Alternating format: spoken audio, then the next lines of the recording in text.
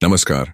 मैं सुधीर चौधरी। दोस्तों, चीन अब पूरी तरह से पगलाया हुआ है और उनकी नौबत यह आ गई है कि वह भारत के सामने बार बार हाथ जोड़ रहा है कि भारत उनकी मिसाइल उनके हाथों में वापस सौंप दे ताकि चीन की पोल खुलने से बच जाए और भारत चीन के डिफेंस इंडस्ट्री की धोती ना खोले। लेकिन अब आखिरकार भारत के सामने गिड़गिड़ाने की उनकी सारी कोशिश नाकाम हो चुकी है और भारत ने उनके डिफेंस इंडस्ट्री की धोती खोल ही दिया है। और यह काम किसी और ने नहीं बल्कि भारत की सरकारी स्वामित्व वाली दुनिया की सबसे बुद्धिमान मानी जाने वाली डिफेंस मैन्युफैक्चरिंग और डेवलपमेंट कंपनी DRDO ने इस काम को अंजाम दिया है। चलिए हम आपको समझाते हैं कि आखिरकार माजरा क्या है और भारत ने कैसे चीन की नींद हराम कर दिया है। लेकिन आगे बढ़ने से पहले इस वीडियो को एक लाइक करके चैनल को सब्सक्राइब जरूर कर लीजिए, क्योंकि आपके लिए भले ही 1 सेकंड का काम है लेकिन इससे हमारी बहुत बड़ी मदद होती है।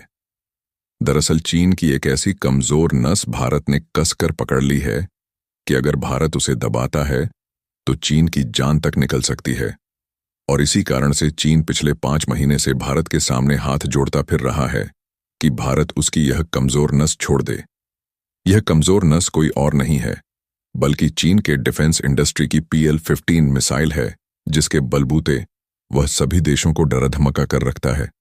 लेकिन भारत के द्वारा पाकिस्तान के ऊपर किए गए ऑपरेशन सिंदूर के बीच जब इसी मिसाइल का इस्तेमाल चीन ने पाकिस्तान के जरिए भारत पर करने की कोशिश की तो भारत की पनौती चीन के ऊपर लग गई और चीन की मिसाइल भारत में आकर फुस हो गई। उसके बाद भारत की सेनाओं ने इस मिसाइल को अपने कंट्रोल में लेकर DRDO को सौंप दिया। उसके बाद DRDO के साइंटिस्ट ने इस मिसाइल पर रिवर्स इंजीनियरिंग करना शुरू कर दिया।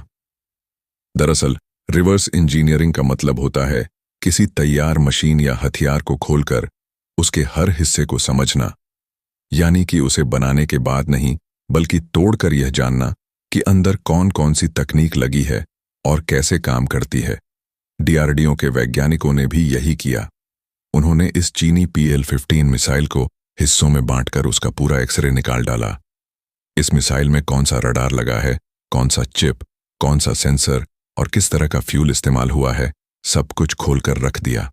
और आप रिपोर्ट में भी देख सकते हैं कि फिलहाल की सबसे बड़ी खबर यही है कि चीन अब अपने ही जाल में फंस चुका है, क्योंकि DRDO ने चीन की इस PL-15 मिसाइल का पुर्जा पुर्जा खोल डाला है। अब यहीं से चीन की सबसे बड़ी टेंशन शुरू हो गई है, क्योंकि PL-15 चीन की वो मिसाइल है जिस पर उसका पूरा भरोसा टिका है। उसी मिसाइल का राज अब भारत के पास है और खबरें बता रही हैं कि भारत के वैज्ञानिक अब उसी टेक्नोलॉजी से अपनी एस्ट्रा मार्क 2 मिसाइल को और ज्यादा शक्तिशाली बना रहे हैं। यानी अब भारत चीन की तकनीक को ही उसके खिलाफ इस्तेमाल करने वाला है। आसान भाषा में कहें तो भारत इसका तोड़ बना रहा है, जिसकी आगे उनकी मिसाइल खुश हो जाएगी। एस्ट्रा मार्क 2 मिसाइल वैसे भी भारत की खुद की बनाई हुई एयर टू एयर मिसाइल है, लेकिन अब जब इसमें PL-115 की टेक्नोलॉजी जुड़ जाएगी तो इसकी मारक क्षमता 200 किमी से ज्यादा तक जा सकती है। इसका मतलब यह है कि अब भारत के फाइटर जेट्स दुश्मन के विमानों को बहुत पहले ही हवा में गिरा सकते हैं, और यह सब होगा बिना किसी विदेशी टेक्नोलॉजी के, वह भी सिर्फ देसी दिमाग से। आपको बता दें कि चीन की PL-15 मिसाइल का मलबा जब भारत को मिला था तभी इस पर दुनिया के कई देशों की नजर टिकी हुई थी। कई देश इस मलबे के बदले भारत को झोली भर भर कर पैसा देने के लिए तैयार थे, लेकिन भारत ने इस मिसाइल को किसी भी देश को नहीं दिया। यहां तक कि फाइव आइज नेशन जिसे कहा जाता है, जिसमें फ्रांस और जापान जैसे दिग्गज देश आते हैं, ये भी इस मिसाइल की डिमांड भारत से कर रहे थे, लेकिन भारत ने उन्हें यह मिसाइल देने से साफ इनकार कर दिया था। उस समय कुछ लोगों को लग रहा था कि भारत बेवकूफ है, भारत को पैसे के बदले मिसाइल दे देना चाहिए था।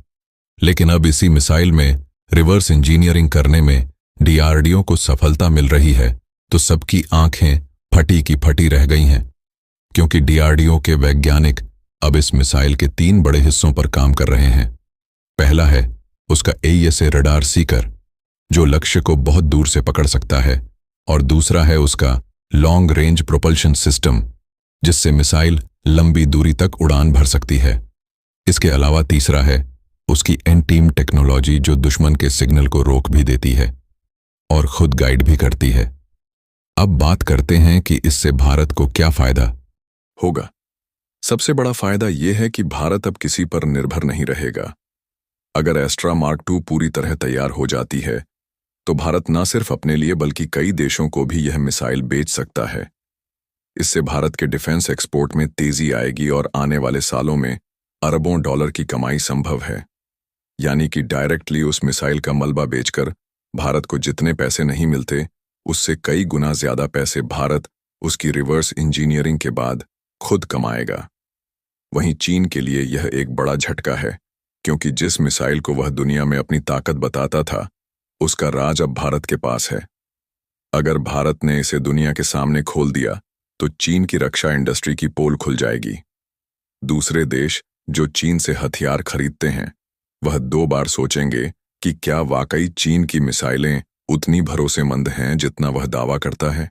यही वजह है कि चीन लगातार भारत से कह रहा है कि भारत उसकी मिसाइल वापस कर दे, लेकिन भारत जानता है कि यह मौका दोबारा नहीं मिलेगा। DRDO इस पर इतना काम कर रहा है कि आने वाले वक्त में एस्ट्रा मार्क 2 ही नहीं बल्कि एस्ट्रा मार्क 3 भी तैयार की जा सके। यानी आने वाले वर्षों में भारत की हवाई ताकत पूरी तरह से आत्मनिर्भर और दुश्मनों से कई कदम आगे होगी। दोस्तों, यह सिर्फ एक मिसाइल की कहानी नहीं है, यह भारत की तकनीकी क्षमता की कहानी है। जो मिसाइल कभी भारत पर इस्तेमाल की जानी थी, वही अब भारत की ताकत बन रही है। DRDO के वैज्ञानिकों ने दिखा दिया कि असली ताकत बंदूक में नहीं बल्कि दिमाग में होती है, और यही वजह है कि आज चीन की नींद हराम है और भारत का हर एक साइंटिस्ट गर्व से खड़ा है।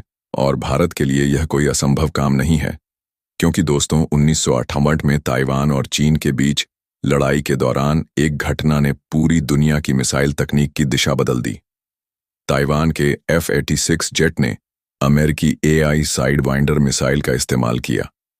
एक चीनी MiG-17 को यह मिसाइल लगी, लेकिन विस्फोट नहीं हुआ और मिसाइल विमान में ही अटक गई। यह छोटी सी चूक बाद में बड़ा इतिहास बन गई।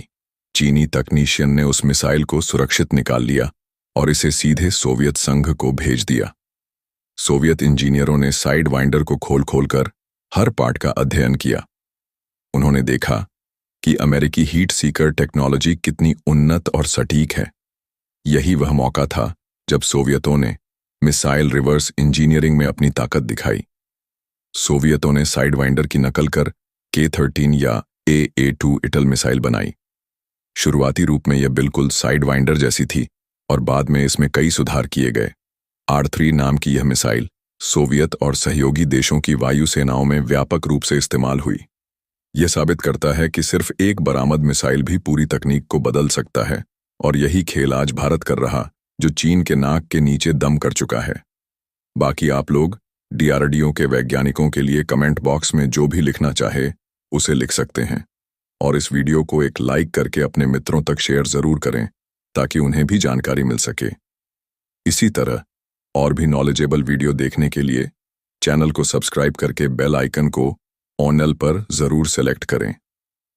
जय श्री राम।